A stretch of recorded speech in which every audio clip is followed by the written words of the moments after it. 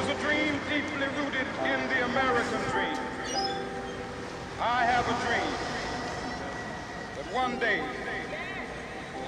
this nation will rise up, live out the true meaning of its creed. We hold these truths to be self-evident, that all men are created equal. Dr. King's dream has not yet been realized, nor will it be unless we have people like Al Sharpton who continue to hammer away at injustices. National Action Network, they're the voice of the people. The people who, don't have a voice, they provide one for them. The achievements are both legal, they're political, and I think they're in terms of changing the consciousness of a country. Whether you agree with Reverend Al Sharpton or not, he's bringing up issues that other people are not talking about.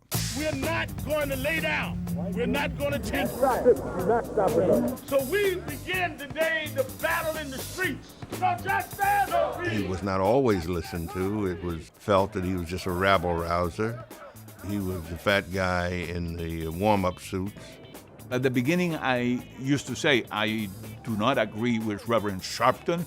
And what happened was that began to shift over a period of time where, in fact, you recognize that the Sharpton that oftentimes gets written about and spoken about is so far from the real leader that exists. So whether that's been Yusef Hawkins or Howard Beach or Amadou Diallo or Patrick Dorisman or Abner Louima, when Al Sharpton and the National Action Network get involved in an issue, the likelihood that justice will prevail dramatically increases. Standing arm in arm, the four young men shot at by New Jersey State Police. In 1998, we were on our way to North Carolina for basketball tryouts. We was going down the turnpike and the state troopers were riding with us next to the car looking in. We were pulled over for no reason at all, and we were fired upon 13 times. Racial profiling is a crime. Police harassment is a crime. It sparked one of the biggest racial profiling cases in Jersey State history. He got the community to actually come up and do this march on the turnpike. He actually shut down the New Jersey Turnpike, which has never been done before. And that got the attention of a lot of people throughout the world. And that's when we knew that the world cared. Amadou Diallo, 41 rounds fired, 19 hit him, and he was standing in his own doorway, had no weapon, committing no crime. A prayer for Amadou is a prayer for all of us, and a prayer to heal the situation. He led a civil disobedience effort that was, in many ways, unparalleled. I don't care who's downtown. If they're killing innocent people uptown or anywhere in town, we're going to be there all over town. I think it's one of those moments when you can look at the history of the city of New York and say that it was defined by the strength and the character of one leader, Reverend Sharpton. We are going to the United Nations by the thousands to raise the issue of vehicles. How amazingly poignant that a man like Reverend Sharpton ends up in a federal penitentiary in Puerto Rico objecting the unfair and immoral bombing of an island because he felt it was the right thing to do. We went in this jail struggling, and we're going to come out continuing the struggle. They didn't do anything but give me a recharge of my batteries.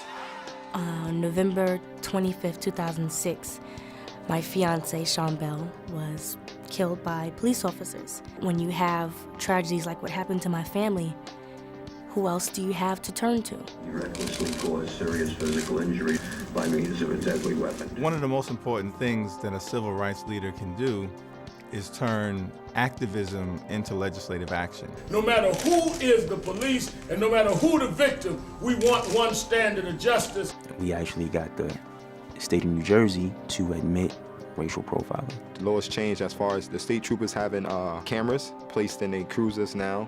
I think it was definitely one of those cases that unfortunately needed to happen to take civil rights to that next step. We did receive some type of justice. We received social justice. National Action Network were able to come in and tell our story They shined a light on the tragedy. They shined a light on the case, and that brought worldwide attention. I am Sean Bell. We all are Sean Bell. His decisions to champion social justice are not a function of geography, ethnicity, color, but are really a function of what I would call his moral standing as to how he views the world. And so the mission has been successful, but it's still incomplete. Because until we can legitimately say that every single American has a fair shot at the American dream, then there's still tremendous work to be done. We need education policies that will close the gap. We don't own this planet. We hold it in trust for our children.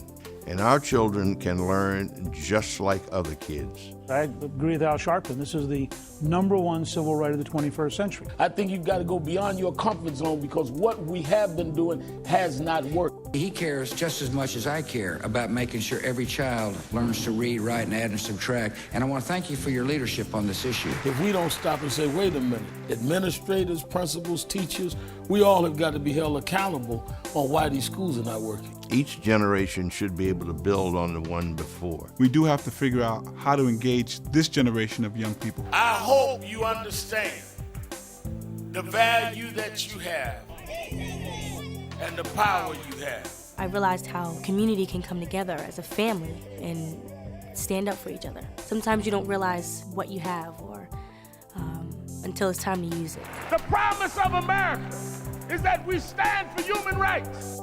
The promise of America is one immigration policy for all who seek to enter our shore. Immigration is a huge issue now. That's another civil rights issue. This country wants to benefit from the skills and the labor of the immigrant population, but they don't want to provide the rights and privileges that they think they deserve. Now, what an amazing place for the civil rights movement to do some new work. As you climb up steep mountains, sometimes you scar your knee, sometimes you break your skin, but don't focus on the scars, focus on the journey. The groundbreaking things that he's doing is not for fame, it's not for glory, it's for right. He started out in track suits, now he wears business suits, but the outfit doesn't matter because the outcome has remained the same. Reverend Al, y'all dream too much, but let me tell you something. If you don't start with a dream, you won't wake up and do nothing. National Action Network inspired me to start an organization so I can continue to help people the same way they help me. I truly understand now what Dr. King, Malcolm X, et cetera, I know what they was fighting for. We're the children of dreamers that look biting dogs and fire hoses in the face and defy death, singing, we shall overcome. The road is hard and it's long, but we built for it. There's no limits for me. The sky is the limit. We're the children of the dreamers that saw us here when we couldn't see ourselves. We gonna march together because we just begun to fight